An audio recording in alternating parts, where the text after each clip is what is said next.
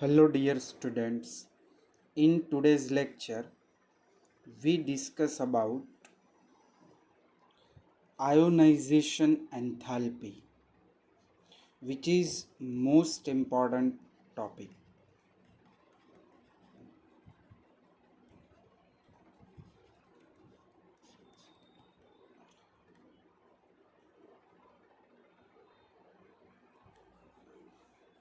First off, why we use ionization enthalpy?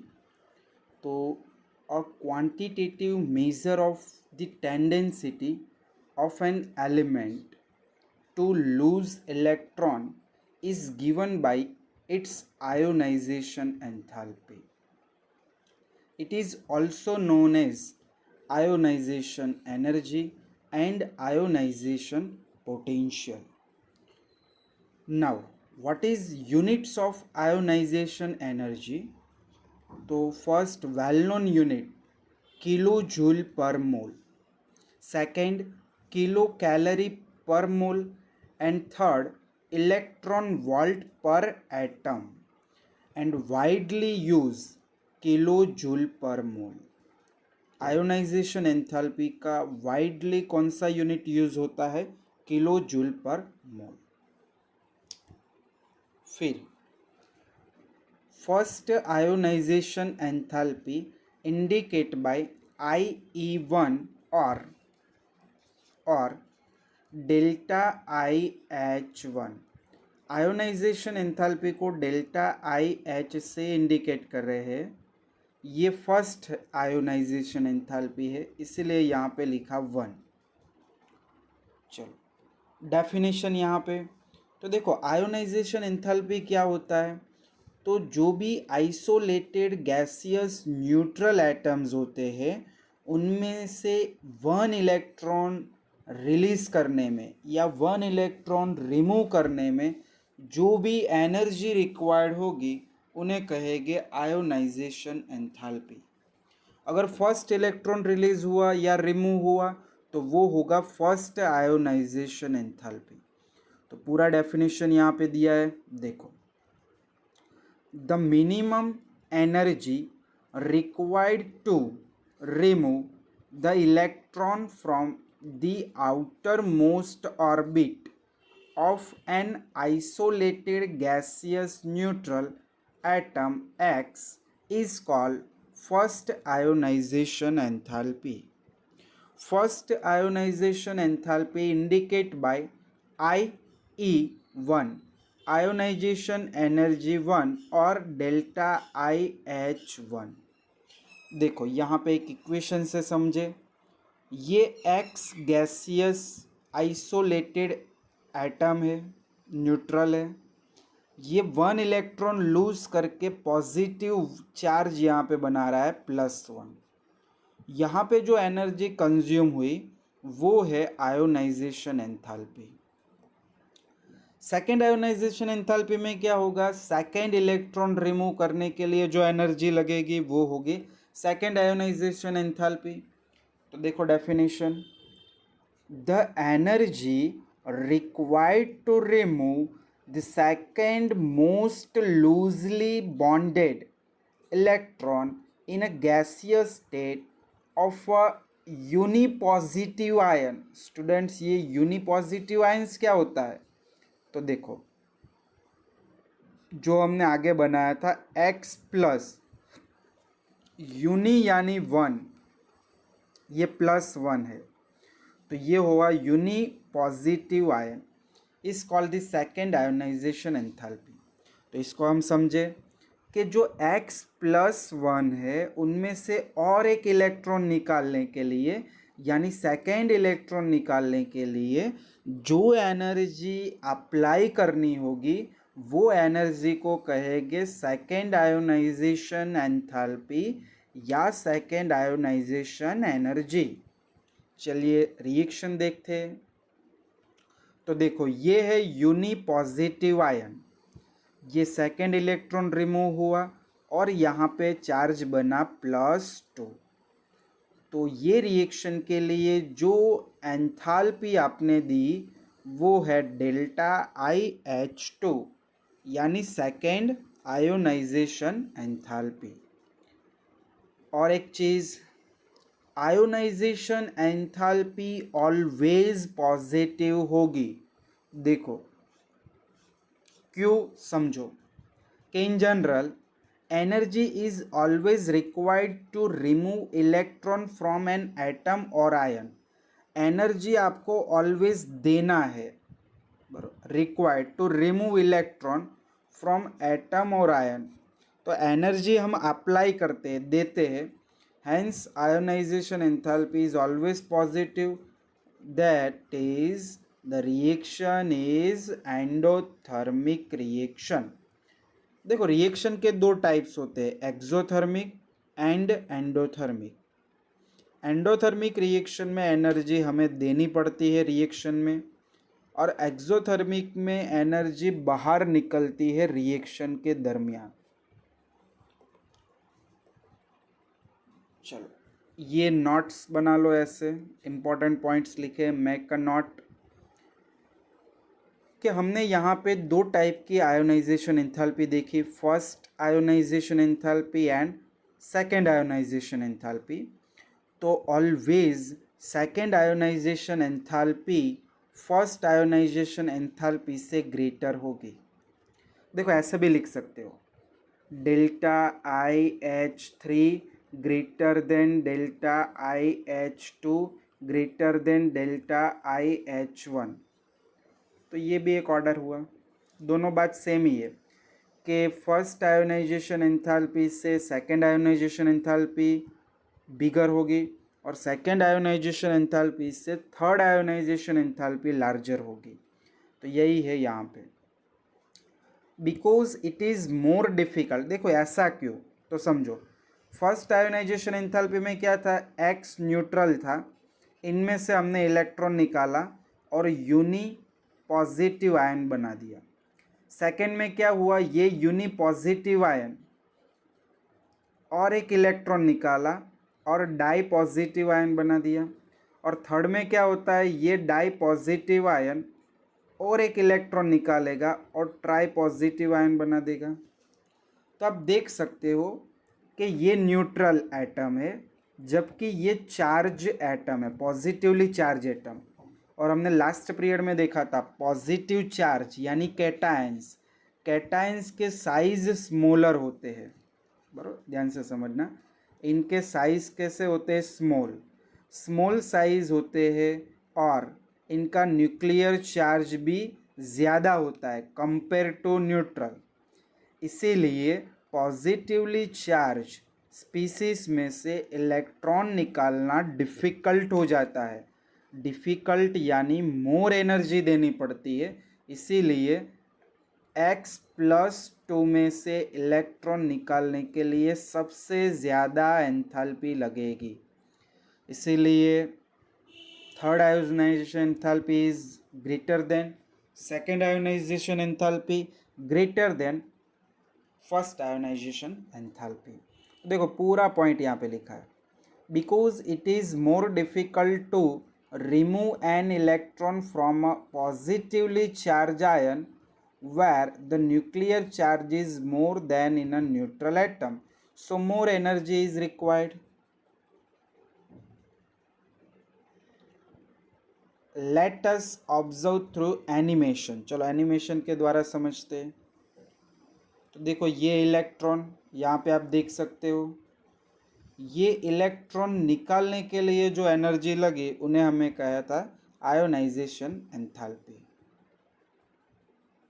चलो कुछ MCQs देख लेते हैं कि the ionization enthalpy is, option है always positive, always negative, may be positive और नेगेटिव, या नन ऑफ दिस। तो मैंने अभी बताया कि आयोनाइजेशन रिएक्शन एंडोथर्मिक रिएक्शन है और एंथैल्पी ऑलवेज होगा पॉजिटिव।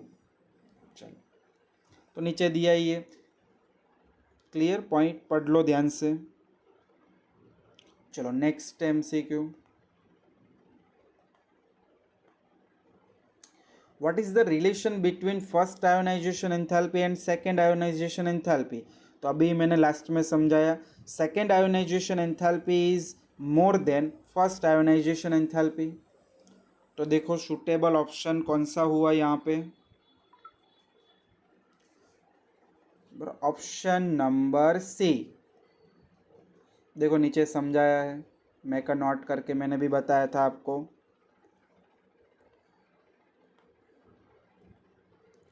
चलो अभी हम बात करेंगे आयोनाइजेशन एंथैल्पी जो है, यानी आयोनाइजेशन पोटेंशियल जो है, उसके ऊपर कितने फैक्टर अफेक्ट करते हैं। चलो फैक्टर नंबर 1, एटॉमिक साइज। तो देखो एटॉमिक साइज और आयोनाइजेशन एंथैल्पी एक दूसरे के इन्वर्सली प्रोपोर्शनल होंगे। जैसे एटॉमिक साइज इंक्रीज होगा वैसे आयोनाइजेशन एंथैल्पी डिक्रीज होगा। क्यों, समझो। देखो मैं यहाँ पे आपको विद डायग्राम दिखाता हूँ। ये न्यूक्लियस, ये कोई एक एक्स एटम है, यहाँ कोई इलेक्ट्रॉन मुझे ये रिमूव करना है। और ये न्यूक्लियस, ये कोई वाई एटम है, और यहाँ से मुझे कोई इलेक्ट्रॉन रिमूव करना है। तो देखो वाई एटम का जो साइज है वो size larger than x atom. तो यहाँ पे जो अट्रैक्शन होगा वो कैसा होगा, कम होगा। इसीलिए वाई एटम में से इलेक्ट्रॉन निकालने के लिए आपको लेस एनर्जी रिक्वायर्ड होगी। इसीलिए यहाँ पे बोला है कि atomic size increase, ionization potential value decrease because the attraction of nucleus over valence electron decreases। चलो ये फॉर्मूला ऐसे नोट कर लो। Ionization enthalpy inversely proportional to atomic size. चलो सेकेंड फैक्टर है न्यूक्लियर चार्ज। तो देखो न्यूक्लियर चार्ज हमने जो लास्ट लेक्चर में पढ़ा था आयोनिक रेडियस में, वही टाइप से समझाया है कि when a nuclear charge increase ionization value also increase. देखो क्यों, तो न्यूक्लियर चार्ज इंक्रीज होगा वैसे वैलेंस शेल के इलेक्ट्रॉन न्यूक्लियस की तरफ मोर अट्रैक्ट होंगे, इसीलिए मोर एनर्जी देनी पड़ेगी आपको। तो दिया है when nuclear charge increase ionisation enthalpy value also increase because the attraction of nucleus over the valence shell electron increases। तो यहाँ पे एक सेकेंड मैंने फॉर्मूला बना दिया, ionization enthalpy is directly proportional to nuclear charge. चलो तीसरा पॉइंट, स्क्रीनिंग इफेक्ट। देखो स्क्रीनिंग इफेक्ट को पहले समझ लेते हैं। देखो नीचे समझाओ ऐसे, ये न्यूक्लियस, फिर ये ऑर्बिट n इक्वल्स टू 1, ये ऑर्बिट n इक्वल्स टू 2, फिर ऐसे ही n इक्वल्स टू 3। देखो स्क्रीनिंग यानी क्या होता है, एक लेयर स्क्रीन बना देना कि जो इनर ऑर्बिटल्स होती है, इनर ऑर्बिट्स होती है, उनमें जो इलेक्ट्रॉन्स होते हैं, ऐसे इलेक्ट्रॉन्स, वो आउटर मोस्ट ऑर्बिट में जो इलेक्ट्रॉन्स और न्यूक्लियस है, ये दोनों के बीच में एक शील्ड बना देता है ऐसा। और यही इफेक्ट को हम क्या कहते हैं, शील्डिंग इफेक्ट या स्क्रीनिंग इफेक्ट। जितने इलेक्ट्रॉन्स ज़्यादा उतनी शील्डिंग या स्क्रीनिंग इफेक्ट ज़्यादा, और जितनी स्क्रीनिंग इफेक्ट ज़्यादा उतना आउटर मोस्ट इलेक्ट्रॉन और पॉजिटिवली चार्ज न्यूक्लियस दोनों के बीच में अट्रैक्शन कम। रिपीट कर रहा हूँ, जितनी स्क्रीनिंग इफेक्ट ज़्यादा उतना आउटर मोस्ट इलेक्ट्रॉन और न्यूक्लियस के बीच का अट्रैक्शन कम, इसीलिए वो इजीली इलेक्ट्रॉन निकाल देगा। तो यहाँ पे हम कह सकते हैं स्क्रीनिंग इफेक्ट इंक्रीज हुआ तो आयोनाइजेशन एंथैल्पी डिक्रीज होगा। चलो समझते हैं, दिखाया है यहाँ पे, when screening effect increase ionization value decrease because the attraction of nucleus over valence electron decrease. मैंने यहाँ पे आपको ये बताया। तो यहाँ पे एक फॉर्मूला बना, ionization enthalpy inversely proportional to screening effect. इसको भी नोट कर लीजिए। फिर आता है पेनिट्रेटिंग इफेक्ट। तो स्टूडेंट्स, पेनिट्रेटिंग इफेक्ट क्या होता है?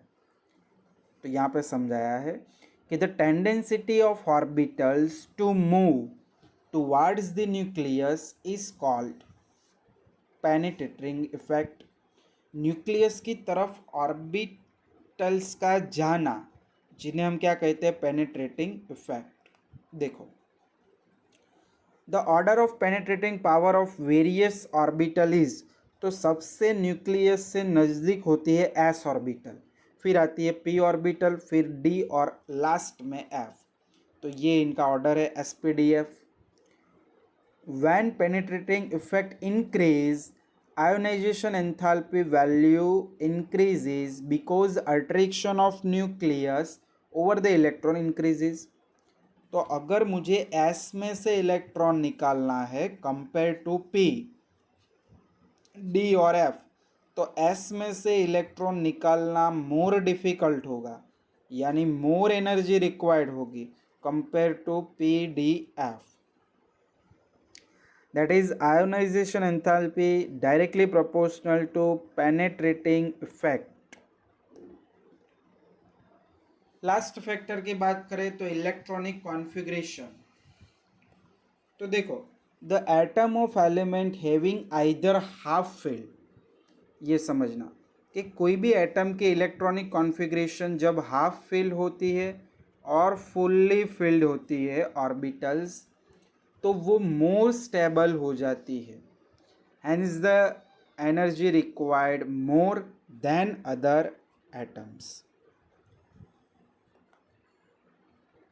तो यहाँ पे बात करें, ionization enthalpy of nitrogen is greater than ionization enthalpy of oxygen. ये भी रीज़न हम आगे बात करेंगे। चलो नोट बना देते।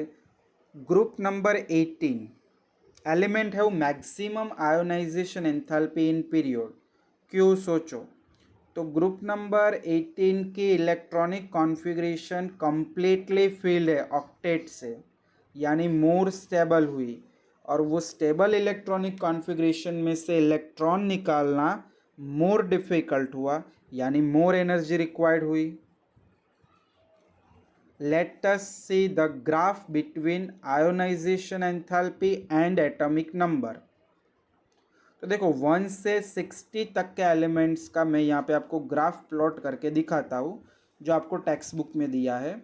यहाँ पे हमने ले लिया है फर्स्ट आयोनाइजेशन एंथैल्पी, और एक्स एक्सिस पे हमने लिया है एटॉमिक नंबर Z। देखो, variation of first ionization enthalpy with atomic number of element with 1 to 60। ये हीलियम, फिर लिथियम, फिर देखो ऊपर नियॉन, फिर सोडियम, फिर देखो आर्गन, पोटेशियम, फिर क्रिप्टॉन, फिर रुबेडियम, ज़ेनॉन, सीजियम। तो आप देख सकते हो यहाँ पे कि जो अल्कली मेटल है उनकी फर्स्ट आयोनाइजेशन एंथैल्पी आपको करीबन 500 किलो जूल पर मोल के आसपास मिलती है। ये नीचे मिलती है आपको, lithium, sodium, potassium, rubidium, caesium. And जो इनर्ट गैस है उनकी आयोनाइजेशन एंथैल्पी आपको ऊपर मिलती है। देखो, helium, neon, argon, krypton, xenon. तो हम कह सकते हैं कि group number 1 alkali metal have less ionization enthalpy, whereas group number 18 inert gas have more ionization enthalpy।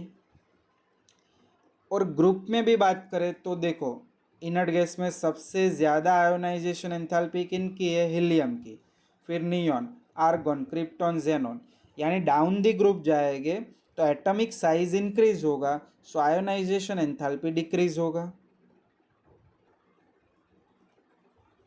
देखो, विच of the following element has least ionisation enthalpy? Come ionisation enthalpy किसकी होगी? तो देखो, ये एक ही ग्रुप के एलिमेंट है, lithium, sodium, potassium, rubidium, caesium. मैंने आपको बोला यहाँ पे ionisation enthalpy down the group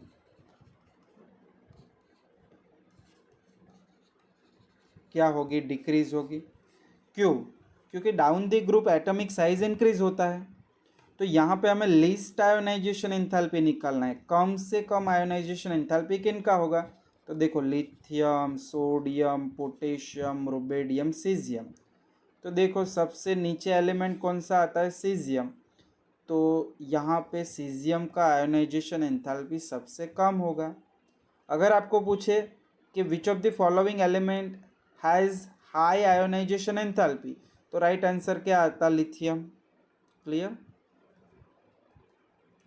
चलो second MCQ, which of the following element has highest ionization enthalpy.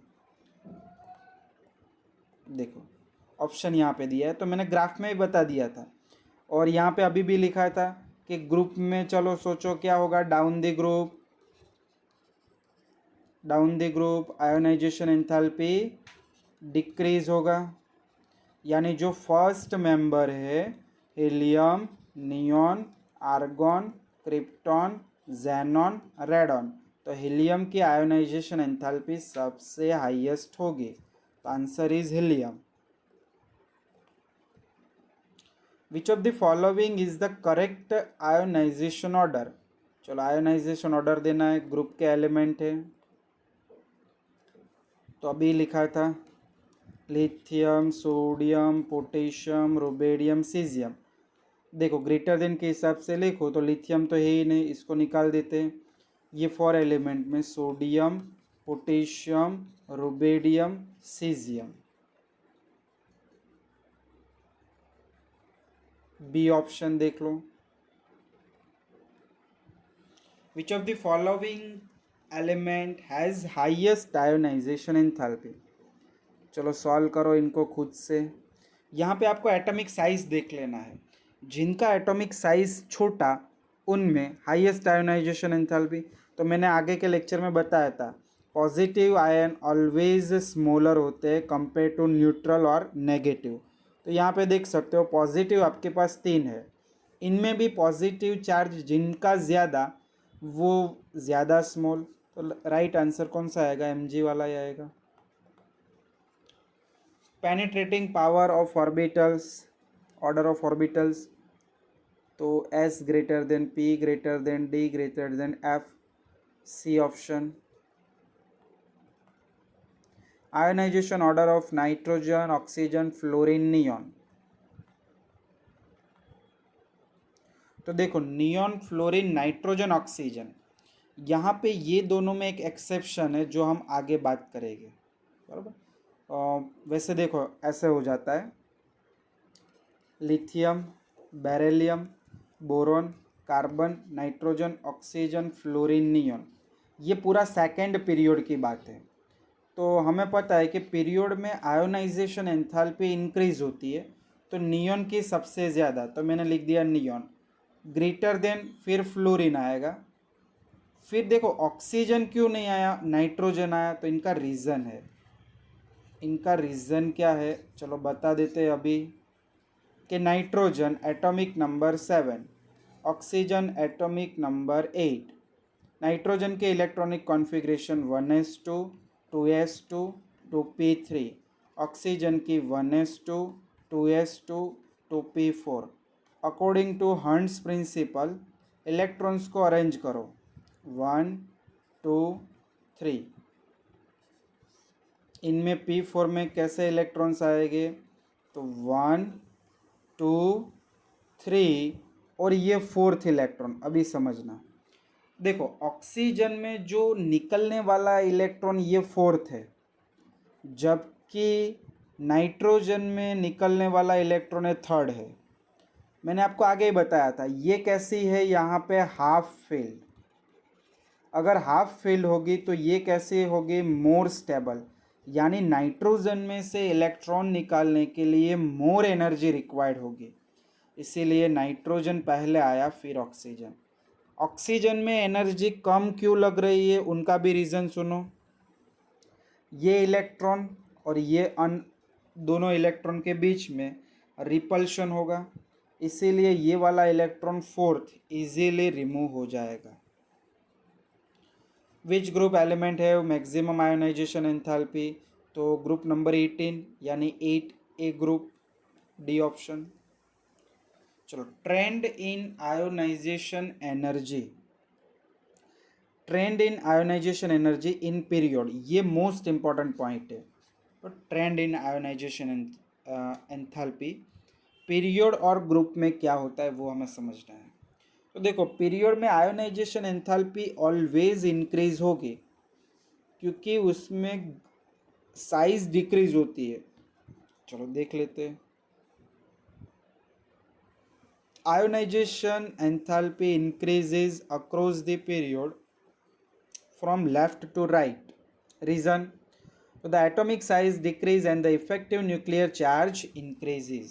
बताया था आपको एटॉमिक साइज क्या हो रहा है, डिक्रीज हो रहा है, और इफेक्टिव न्यूक्लियर चार्ज इंक्रीज हो रहा है। चलो, इन अ ग्रुप, ग्रुप में क्या होगा, आयोनाइजेशन एंथैल्पी डिक्रीज होगी down the group, right. Reason देखो, alkali metal have low ionization enthalpy, hence more reactive. जिनकी आयोनाइजेशन एंथैल्पी लो होती है वो कैसे होते हैं, more reactive species. The atomic size increase and effective nuclear charge decrease, इसीलिए ग्रुप में आयोनाइजेशन एंथैल्पी डिक्रीज कर रहा है।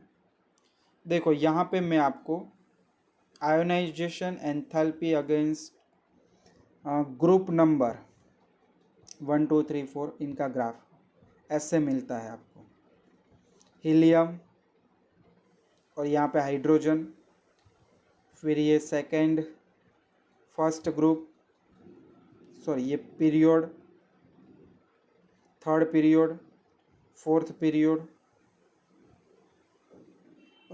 इन a period ionization enthalpy increase, देख सकते हो पीरियड में आयोनाइजेशन एंथैल्पी क्या हो रहा है, इंक्रीज, और इन अ ग्रुप आयोनाइजेशन एंथैल्पी क्या हो रहा है, डिक्रीज। देखो ये ग्रुप्स है, लिथियम, सोडियम, पोटेशियम, ये alkali group, beryllium, magnesium, calcium, alkaline earth metal, group number 13, boron, aluminium, gallium. और ऐसे आप देखो, lithium, beryllium, boron, carbon, nitrogen, oxygen, fluorine, neon, तो ये पीरियड है। तो पीरियड में आयोनाइजेशन एंथैल्पी इंक्रीज होगी, ग्रुप में आयोनाइजेशन एंथैल्पी डिक्रीज होगी।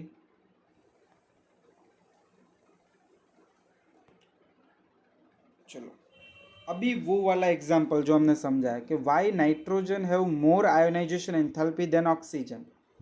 तो answer, nitrogen have more ionization enthalpy than oxygen because a stable half filled electronic configuration in nitrogen, clear, it is more stable than oxygen, so nitrogen required more energy than oxygen.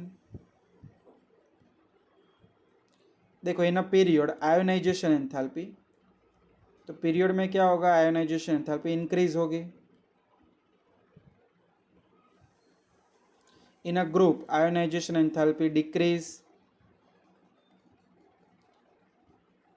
In a period ionization enthalpy increase, period में ionization enthalpy increase क्यों हुई, तो देखो decrease in atomic size भी होता है period में, और increase in effective nuclear charge, यानी answer A and B both. Which of the following element have lowest ionization enthalpy, alkali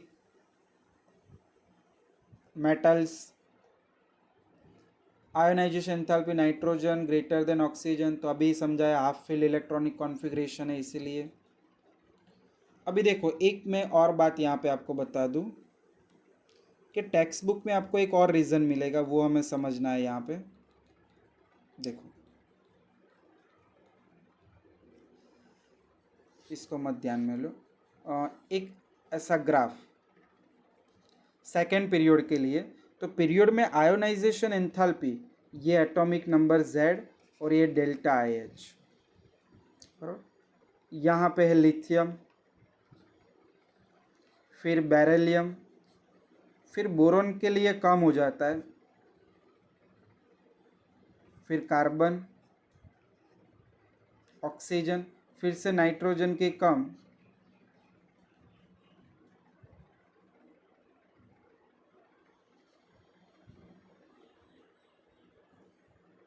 sorry यहाँ पे नाइट्रोजन, कार्बन, नाइट्रोजन, फिर ऑक्सीजन, फिर फ्लोरीन एंड लास्ट में नियॉन, बराबर।